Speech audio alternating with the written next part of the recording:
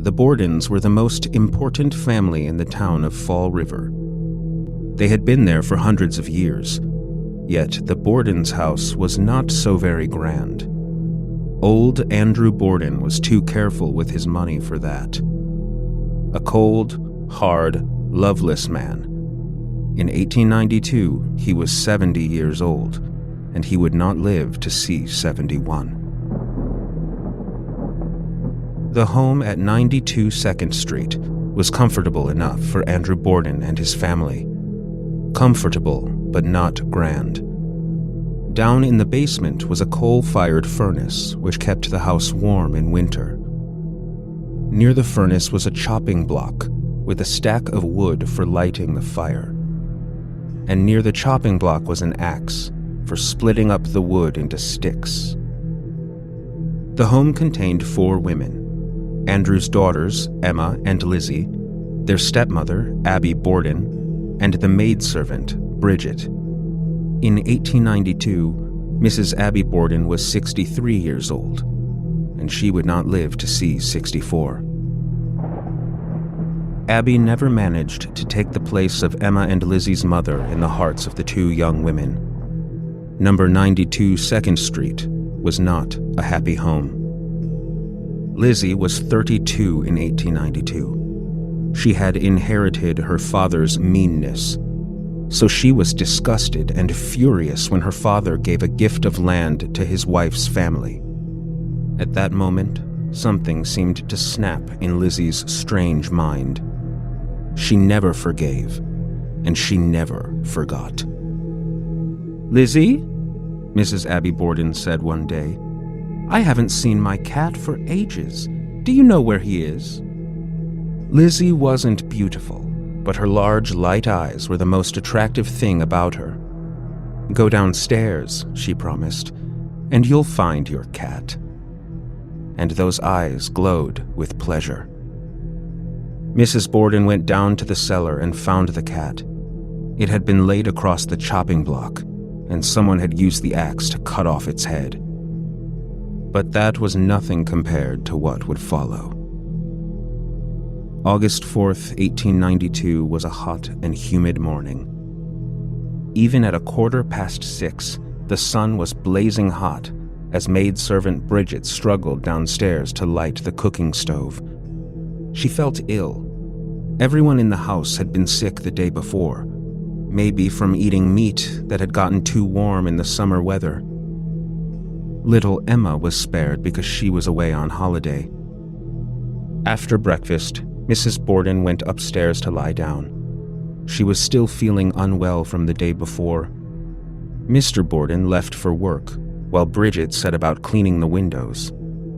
But by 20 to 11, Mr. Borden had returned. He struggled with the locks on the front door. Someone had pushed the bolt in so hard that Bridget could hardly open it to let her master in. Lizzie stood at the top of the stairs, laughing to herself. "Where's your mother?" Mr. Borden asked as he strode in. "She had a message to go and visit someone who's sick." "Who?" her father asked. "I don't know, Father." "Well, they can't be sicker than me," the old man snapped. "I still feel weak from yesterday. I think I'll lie down in the sitting room." Lizzie smiled. It was now 2 minutes to 11. Bridget went back to washing windows as Lizzie set up an ironing board and started ironing handkerchiefs. "Excuse me, Miss Lizzie, but I feel sick again," the girl groaned. "If you don't mind, I'll just lie down." The maidservant climbed up to her bedroom in the attic. The City Hall clock struck 11 as Bridget lay down on her bed. Only 10 minutes later, she heard Lizzie cry out, "Bridget! Bridget, come downstairs!" Bridget struggled from her bed. "What's wrong, Miss Lizzie?" "Come down quickly," Lizzie shouted. "Father's dead. Somebody's come inside and killed him." Bridget went to the sitting room to look, but Lizzie stopped her. "No! Don't go in there! Go and get a doctor! Run!" But Bridget couldn't find the local doctor.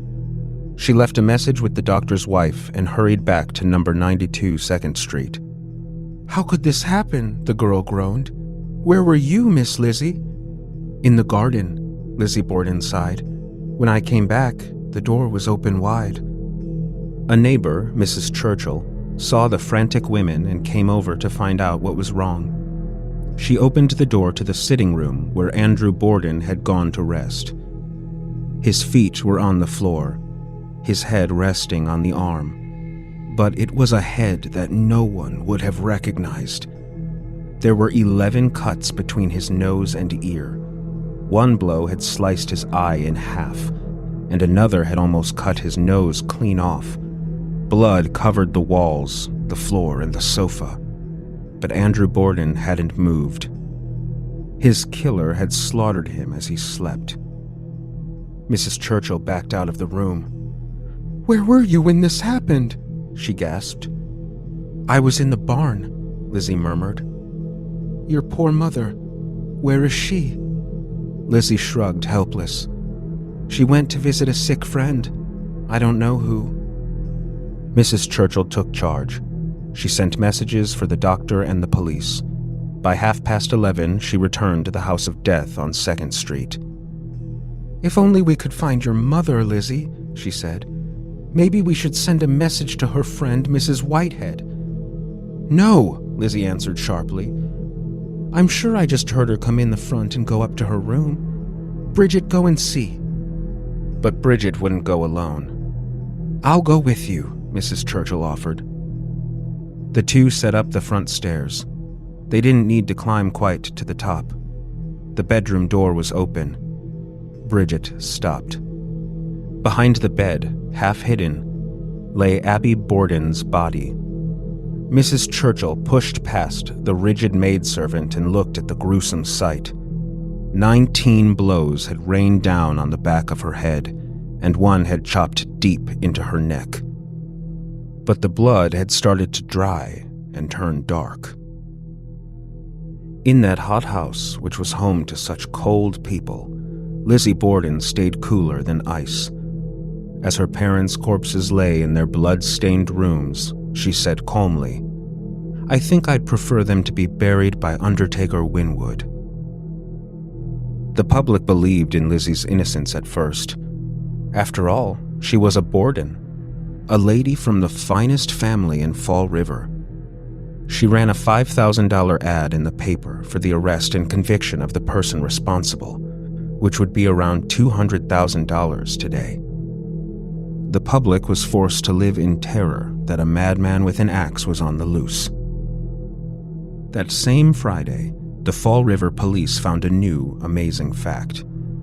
The day before the murders, Lizzie Borden had been to a local chemist shop where she tried to buy some deadly poison. On Saturday, the funeral was held for Abby and Andrew Borden. On Sunday, Lizzie was found trying to burn an old dress. "Why are you doing that?" a friend asked. "It's covered in paint," Lizzie said. "But it looks so suspicious burning old clothes. The police will say you're trying to hide blood stains." "Ah," Lizzie gasped. "I didn't think of that. I only wish you'd stopped me sooner." But mean Lizzie Borden had burned a dress that was only 10 weeks old. Something unheard of in the penny-pinching Borden house. And 1 week later, the Fall River police arrested Lizzie Borden for the murders. Lizzie's theory was that her father had not been a popular man, and surely there were plenty of men and women who wanted to see him dead.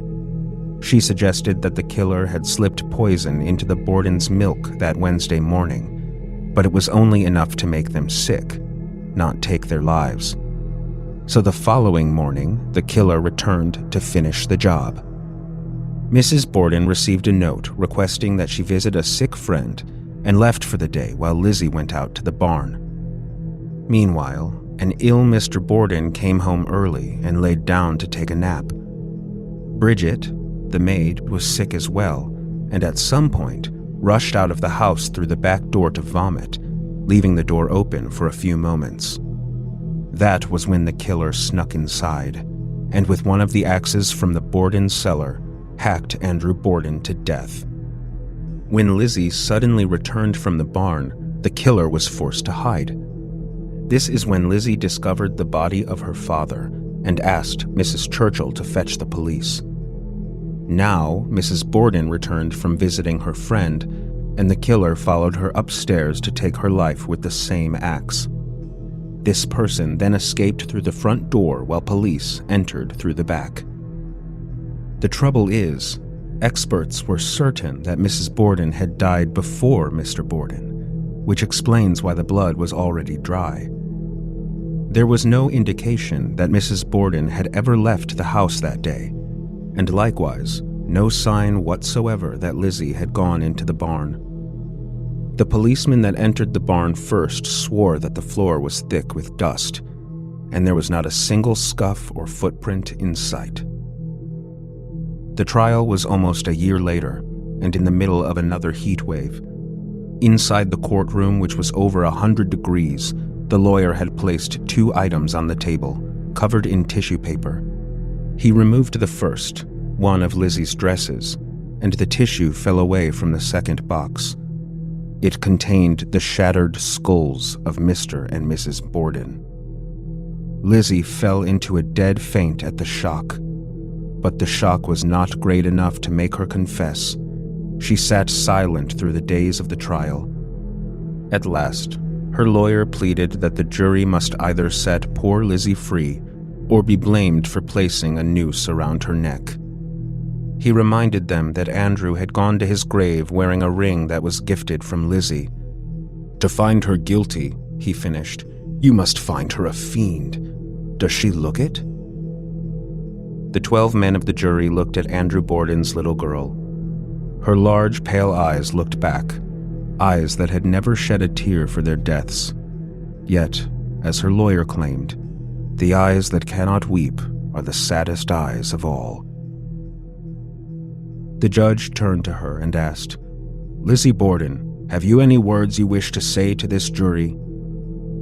She rose slowly to her feet, bowed before the judge, and looked straight at the 12 men. "I am innocent. I leave it to my counsel to speak for me." 13 words. The only words that Lizzie Borden spoke at her own trial. The jury voted. The clerk of the court asked, "Gentlemen of the jury, have you reached your verdict?" "We have." "What do you say?" "Not guilty." A huge cheer swept the courtroom. Lizzie sat back in her seat and at last managed a tear, in sheer relief that her neck had been saved. So what if the killer was a member of the household, but it wasn't Lizzie? One scholar suggests that Bridget, the maid, had had enough of the Bordens, mean and thoughtless people who demanded the hardest labor even on the hottest days of the year. So she tried to poison them, including taking some herself, but it didn't work. So the following day, in the midst of her chores, she took an axe from the cellar and crept up to Mrs. Borden's room. The woman was kneeling on the floor over a large piece of embroidery. It was too easy. So she smashed the axe down over and over into Mrs. Borden's head until she was exhausted. Then she cleaned herself up and went out to the barn to fetch some water. At this time, Mr. Borden returned home and went to rest, and Bridget suggested that she would lay down too. When Lizzie went out to the barn, Bridget killed Andrew.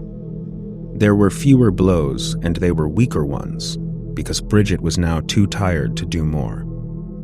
When Lizzie discovered the body, Bridget suggested that she could be blamed, and they agreed on the story that Mrs. Borden had left the house. And of course, Bridget refused to go up to Mrs. Borden's bedroom alone because she knew what she would find there. But some say that Lizzie got away with murder. And the truth was, many people knew that she hated her father and stepmother. So she waited until her sister had gone on holiday. Then, on that fateful Tuesday, she tried to buy poison to get rid of them. When the chemist wouldn't sell her poison, she was able to find another option elsewhere. It just happened to be less potent. She slipped it into their food on Wednesday, even giving herself a little so no one would suspect. But it wasn't enough to kill them. The next morning, she waited for her father to leave before creeping upstairs and hacking her mother to death with the axe. She then had well over an hour to clean herself up before her father returned. When Andrew came home and lay down to sleep, she killed him too. Once again, she had ample time to clean herself and hide the murder weapon before she called out to Bridget, pretending she'd just discovered her father's body. When Bridget asked where Mrs. Borden was, Lizzie panicked and came up with the story about the sick friend. When Mrs. Churchill insisted upon searching the house for Mrs. Borden, Lizzie suddenly remembered that she'd heard the woman return to the house. Later, when she realized she missed a spot of blood on her dress, she was forced to burn it. Lizzie gambled that a jury would not want to see a young woman hang, and she won her gamble. After being declared innocent, Lizzie went back to the house of death and lived with the ghosts of her butchered father and stepmother. She died a millionaire 34 years after the trial in 1927.